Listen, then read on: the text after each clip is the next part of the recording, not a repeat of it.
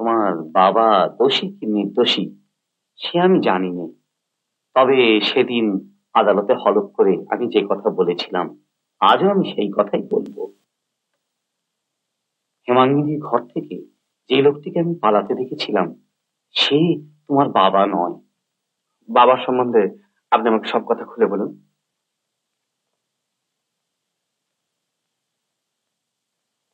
সেদিন দশহারা 10ই জুন 1942 সাল, বাইরে ঝিরঝির করে বৃষ্টি পড়ছে। সন্ধ্যে 7টা, আমি ঘরে বসে একটা বই পড়ছি। আমার কম্পাউন্ডার হরিপদ এক পট চা এনে রেখে দিল। এমন সময়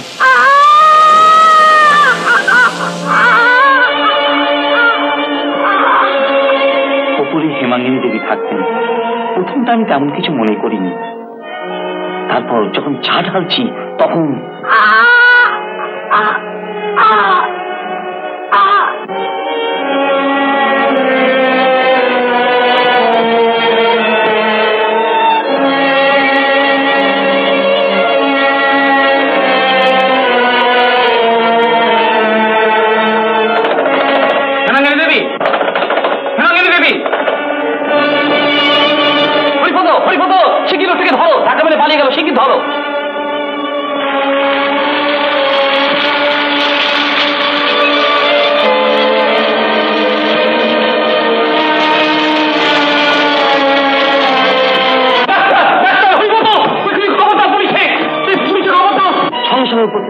ডক্টর মৈত্র।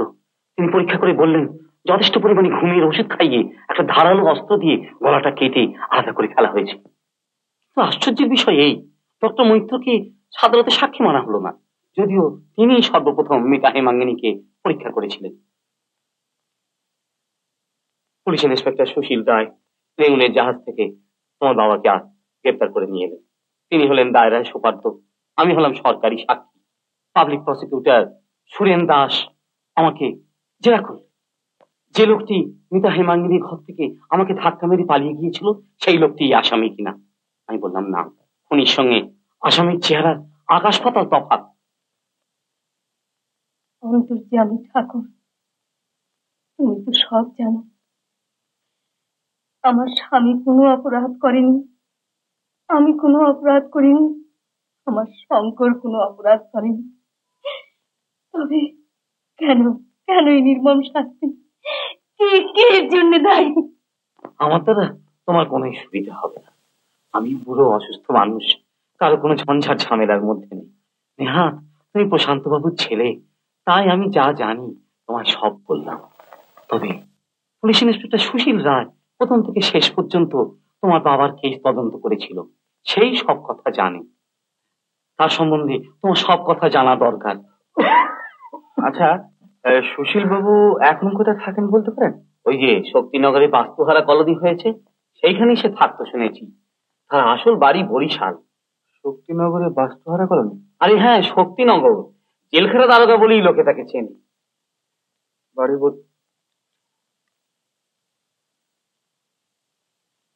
আর ডক্টর মৈত্র, যিনি সর্বপ্রথম হেমাঙ্গিনীর মৃতদেহ পরীক্ষা করেন, তিনি এখন কোথায় থাকেন? তিনি যুদ্ধে গিয়েছিলেন, এখন মস্ত বড় ডাক্তার হয়ে গেছেন শুনেছি। আইএমএস এফআর সিএস হয়ে কলকাতার কোন হাসপাতালের সঙ্গে সংশ্লিষ্ট। বিনা হরিপদ? হরিপদ মহেশগঞ্জে ওষুধের দোকান করে। আর বিনার এখন সে বিনা নেই, তার অবস্থা ফিরে গেছে। এই বাড়ির তো সে অর্ধেকের মালিক, দুদিন পরই হয়তো পুরো মালিকই হয়ে যাবে।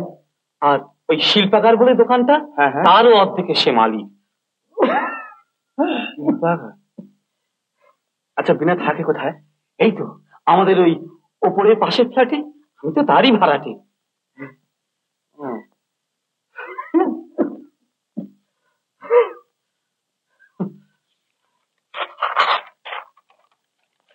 আচ্ছা, আপনাকে অশেষ ধন্যবাদ।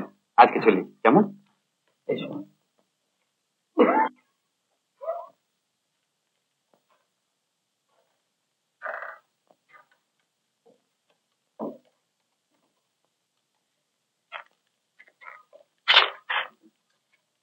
আপনি?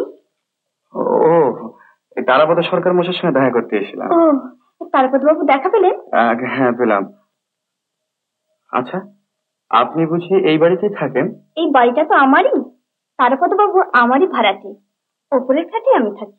ও, তাই নাকি? আপনি বুঝি তারাপদ বাবুর কেউ হন? আগে না, আমি তার কাছে এসেছিলাম একটা কাজে।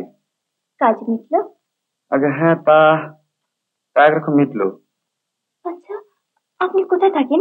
এর আগে তো আপনাকে আমি কখনো দেখিনি। আগে না, আমি বিদেশি প্রীতি হোটেলে। ও, ওই হোটেলটা তো আমার দাদার, শিল্পাগার বলে আমাদের বড় একটা দোকানও আছে, যেখানে আপনার সঙ্গে আমার ধাক্কা লেগেছিল। ও হ্যাঁ হ্যাঁ। আসবেন না একদিন? আচ্ছা, আসবো। আজ চলি, আপনি শ্রান্ত হয়ে ফিরছেন তো, আপনার বিশ্রাম দরকার। চলি। তাহলে সুশীল রায়ের খোঁজ আপনারা দিতে পারেন? পারি না মানে? নিশ্চয়ই পারি। এই যে খাতাটা দেখছেন, এই খাতার মধ্যে 143 জন সুশীল রায় আছে। 143 জন সুশীল রায়? আরে মজা, আগে থাকতে চমকাচ্ছেন, আগে লিস্টটা দেখুন।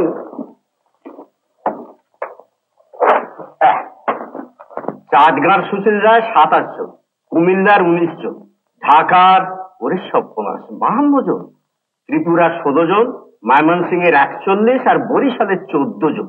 এর মধ্যে আপনার সুশীল রায় কোনজন? আগে তার বাড়ি বরিশাল। ও, তার বাড়ি বরিশাল। আচ্ছা, তা বরিশালে তো 14 জনের মধ্যে মশাই 3 জন মারা গিয়েছে, 8 জন থাকে নবদ্বীপে, আর বাকি 3 জনের মধ্যে তো একজন মোটা টাকা ঋণ নিয়ে সরে পড়েছে।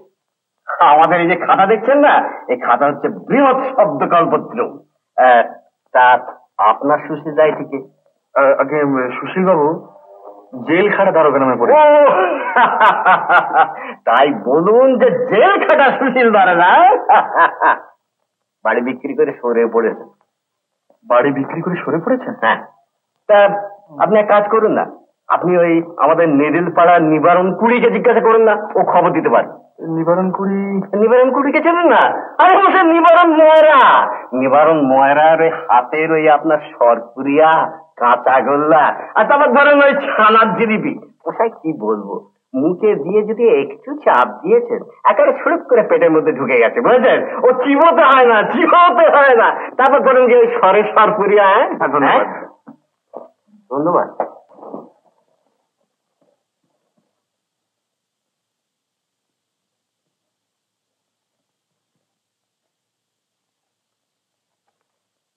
রিতা, শিগগিরই দেখবি। আর কি দেখবো? তোর সেদিনের বন্ধু। আমার এবার বন্ধু কোথায়? সেদিন যার সঙ্গে এক রিক্সা থেকে নামলি, কোথায় গেছিলি? ওই যে নিবারণ মাদার দোকানের সামনে। উত্তম কুমারের সেরা সিনেমা দেখতে হলে ডাউনলোড করুন ক্লিক অ্যাপ।